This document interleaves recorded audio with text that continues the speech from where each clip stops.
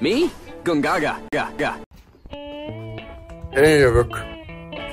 Ja, sör nélkül, hogy léteznék már én az is, hogy...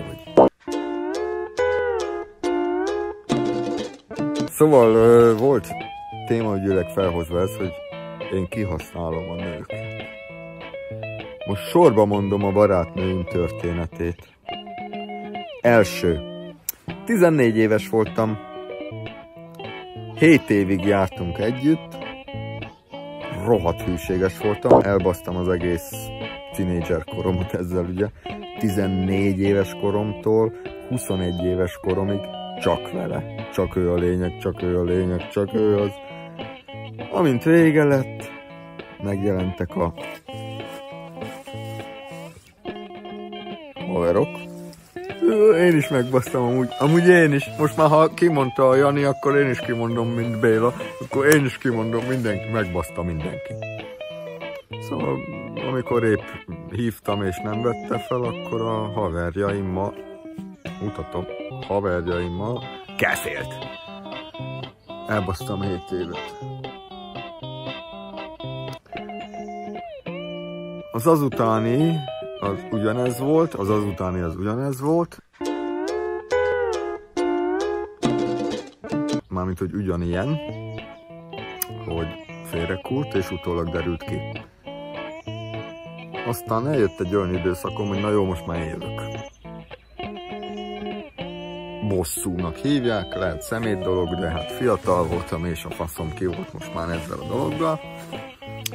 Összejöttem minden hétvégén mindenkivel, akiknek mindent megadtam, amire csak vágynak, hogy utána eltűnjek a gecibe. Hát ez a tipikus visszafel. Hát, na, ezért értem a szopatlanokat, hogy így működnek még 14 évesen. Volt, akinek megkértem a kezét. Aztán bejött a kocsmába, azt egy másik lány ült az ölembe.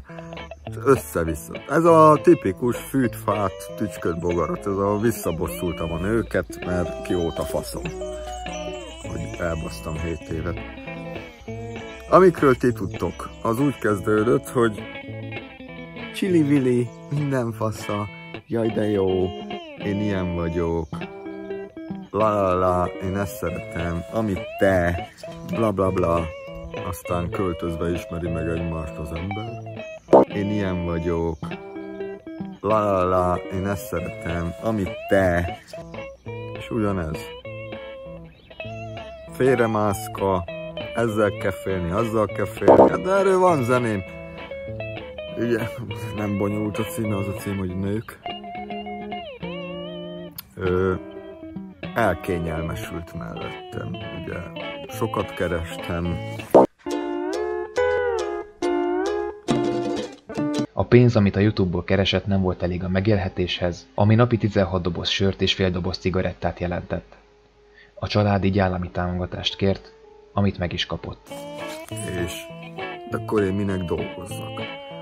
Ezt nem mondanám így, hogy elkényelmesült, hanem én kértem erre, hogy ne dolgozzak. Minek? Így legalább együtt vagyunk sokat, pénz van. Állami támogatást. Akkor mi a fasznak? Meg többet lehetsz a gyerekkel, stb. Elkényelmesült a dolog, kialakult a unalmamba, ok nélküli féltékenykedek, miközben én fizetem a 140 000 forintos cuccokat, ami a lakás. Közöm nincs a lakáshoz, de majd én fizetem. Jó, fizetgetem, meg a rezsit is. Ha nem fizetem be, akkor már balhé, hogy most mi lesz meg miért nem tudod befizetni? Anyád? Annak végre vége lett, eljöttem. Mondom, majd fizetem én a saját utamat. Majd amit én költök, azt fizetem, bazd meg.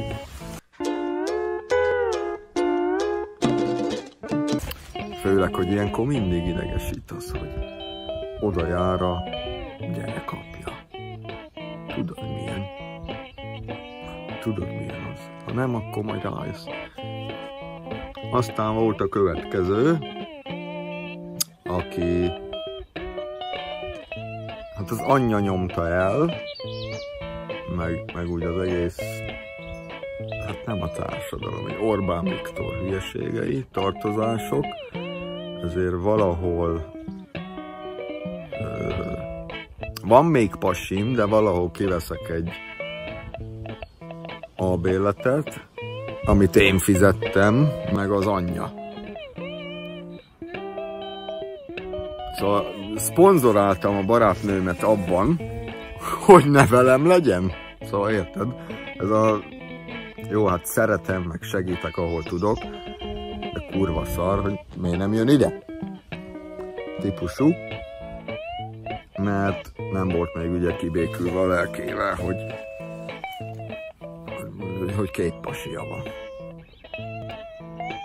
Szóval amikor elmész a vonatállomásra, hogy szia baby, szeretlek, sok sikert, elpuszilkóztok, elbúcsúztok, és közben tudod, hogy egy másik pasihoz utazik vissza.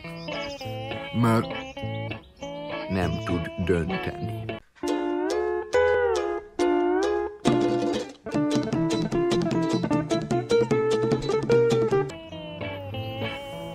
És ott van vele, és ő egy fittinggel nem segíti, de én küldözgetem havonta 100 000-eket. Mert tudom, hogy az sokat számít, hogyha a segítség a pénz, ugye. Aztán jött azutáni, az meg állandóan hát hamarabb leült a live elé, mint hogy nekem puszit adjon típusú. Mi? Gungaga?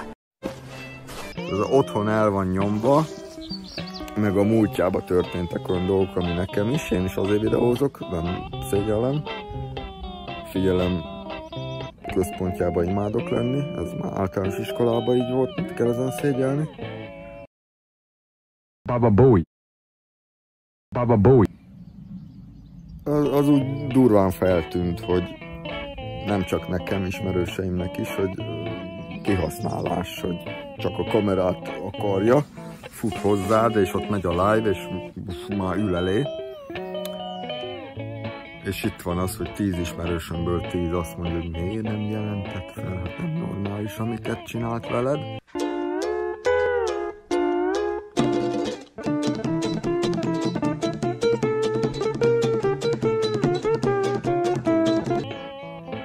De én nem olyan vagyok, nem trash csoportos vagyok, hogy itt feljelentés meg ilyenek.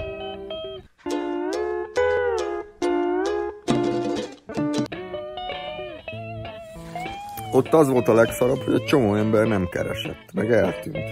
És most így utólag megjelentek, hogy jaj, végre. És akkor mi van? Hol voltatok?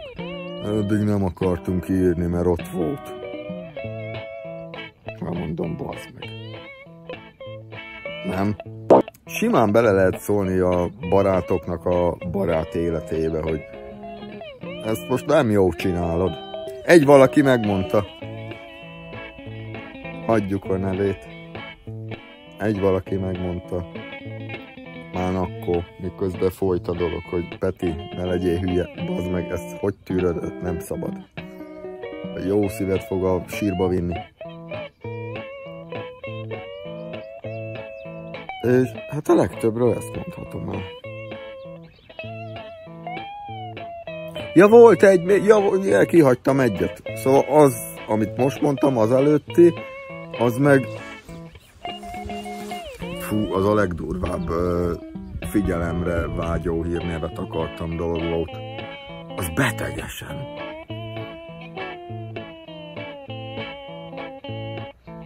Szóval ez a... Írtam én már Kaszatibire, meg Majkára, meg XY, blablabla. És te normálisan visszaírtál, és nem egy trógernek vettél, ezért ők bekaphatják, és most már a tied vagyok. És akkor ez a... Mi van? És komolyan ez a fontos. Hogy mindig a kamera meg a pénz.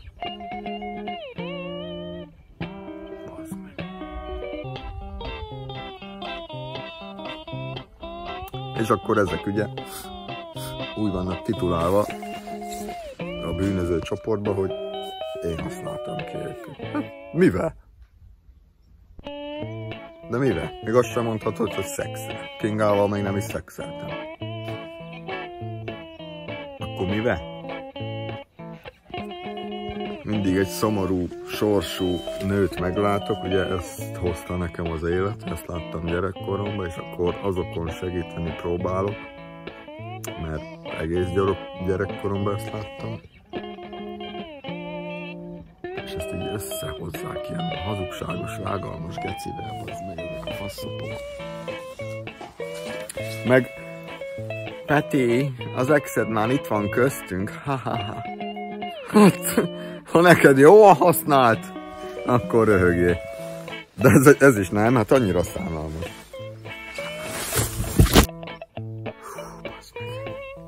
Nagyon leestem. Úgy véget.